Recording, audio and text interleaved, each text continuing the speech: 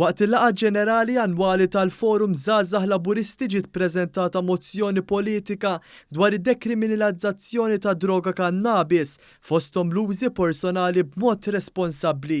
Permezz tal-mozzjoni li tikkumplementa wegħda elettorali tal-Partit Laburista, il-Forum Żgħażagħ Laburisti qed jirrikonoxxi l-proċess leġislattiv li tiddekriminalizza droga kannabis ħall effett pożittiv mhux biss legali iżda wkoll soċjali. Infatti il-mozzjoni hija mibnija fuq żewġ pilastri l-kontinwazzjoni tar-riċerka u l-edukazzjoni.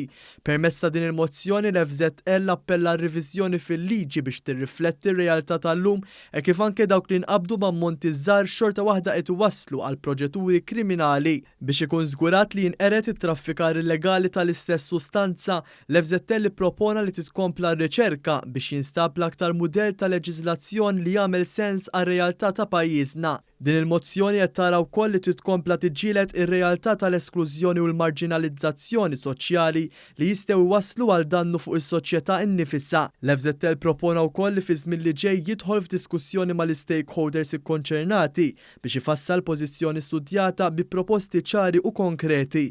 Fl-ewwel indirizz tiegħu lill-Forum Żgħażagħ Laburisti l-Prim Ministru mexxej Laburista Robert Abela appella liż-żgħażagħ qudiemu biex ma jibżgħux jimplementaw dak li joħolmu. Implementaw, wettqu dak li temnu fih. Jien se nkun magħkom. Wettkom li dejjem se nkun spalla ma' spalla magħkom u hekk se nibqa' nagħmel. Il-Partit Laburista se jkun magħkom. U jiena ċert li se jkun magħkom il-pajjiż kollu.